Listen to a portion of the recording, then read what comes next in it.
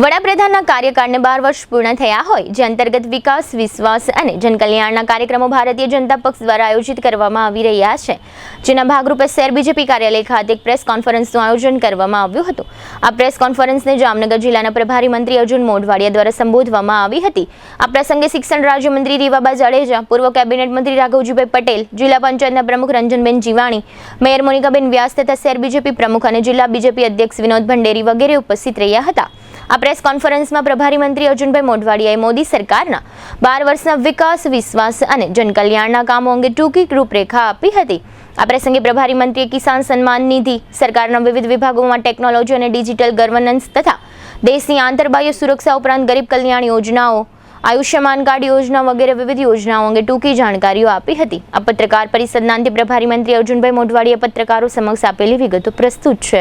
2014 ની અંદર વર્તમાન યશસ્વી પ્રધાનમંત્રી નરેન્દ્રભાઈની આગેવાનીમાં પહેલી વખત ભારતીય જનતા પાર્ટીની સરકાર બની અને એના પછી લોક કલ્યાણ અને વિકાસના પ્રધાનમંત્રીશ્રીએ અનેક પગલાઓ લીધા. આજે આ 12 વર્ષના વિકાસનો સરવાળો કરીએ તો અગાઉની સરકારો જે 67 વર્ષ સુધી કામ કર્યું હતું એના જેટલી કામગીરી આટલા વર્ષોમાં 2014માં પહેલી વખત પ્રધાનમંત્રી બનીને નરેન્દ્રભાઈએ સૌથી પહેલી ફાઇલમાં જો કોઈ સહી કરી હોય તો એક કિસાન સન્માન નિધિ આપવાની યોજના લઈ આવ્યા. એમાં દેશના 11 કરોડ જેટલા ખેડૂતોને દર વર્ષે 6,000 રૂપિયા એના ખાતામાં ડીબીટી થી ડાયરેક્ટ બેનિફિટ ટ્રાન્સફર થતા રહે છે. આ નિધિ અત્યાર સુધીમાં 4.31 લાખ કરોડ રૂપિયા છે. અહીંયા દેશની અંદર જે નેશનલ હાઈવે એની સંખ્યા એની લંબાઈ 91,000 કિલોમીટર હતી, એ વધીને 1,46,000 કિલોમીટર કરવામાં આવી, ડબલ થયા. ગ્રામ્ય રસ્તાઓ છે એ 4 લાખ કિલોમીટર હતા, એ ડબલ થઈને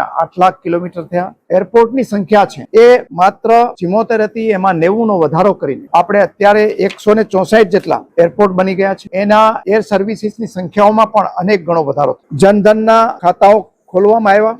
અડધા કરતા વધારે ખાતાઓ તો છે એ મહિલાઓના. દેશની 81 કરોડ લોકોને વિનામૂલ્યે રાશન આપવાની શરૂઆત કરવામાં આવી, જે આજ દિવસ સુધી ચાલુ છે. આયુષ્યમાન ભારત યોજના હેઠળ 60 કરોડથી વધુ હેલ્થ કાર્ડ બનાવવામાં આવ્યા છે. એ ઉપરાંત જલ જીવન મિશન હેઠળ 16 કરોડ ઘરમાં નળથી પાણી આપવાનું કામ કરવામાં આવ્યું અને 12 કરોડ કરતા વધારે ઘરોમાં શૌચાલયો આપવામાં આવ્યા. 4 કરોડ જેટલા લોકોને ઘર બનાવી દેવામાં આવ્યું. જે હિંસાગ્રસ્ત વિસ્તારો હતા, નક્સલ એરિયા વાળા, એને રેડ કોરિડોરમાંથી મુક્તિ અપાવીને ગ્રીન કોરિડોર બનાવીને નક્સલ મુક્ત વિકસતું એક નવો વિસ્તાર ઉમેરવામાં આવ્યો. જે વિકાસ પથ છે એની અંદર જે ટ્રેન આપણી છે, રેલ સર્વિસીસ ધીમી ગતિથી ચાલતી હતી, એમાં વધારો કરી એક સ્ટેપ આગળ લઈ જઈને એટલી સ્પીડ વધારવામાં આવી. એના માટે ઇન્ફ્રાસ્ટ્રક્ચર મજબૂત કરવામાં આવ્યા. 3,000 કરતા વધારે જે રેલવે સ્ટેશનો વર્લ્ડ ક્લાસ બનાવવાની યોજના ચાલી રહી છે. લગભગ 100% કહી શકાય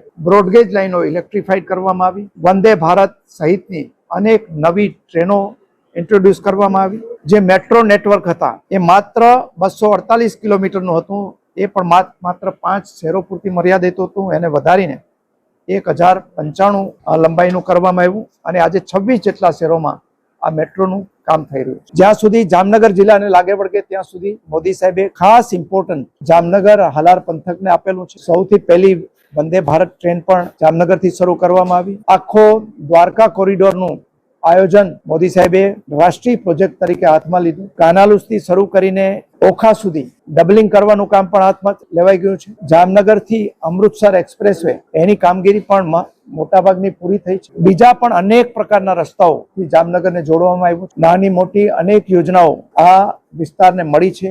ઉદ્યોગોથી ધમધમતું આ વિસ્તાર કરવામાં આવ્યો છે. દરેક વિસ્તારો છે આ 12 વર્ષની અંદર વિકાસના ફળ પહોંચાડવામાં આવ્યા છે.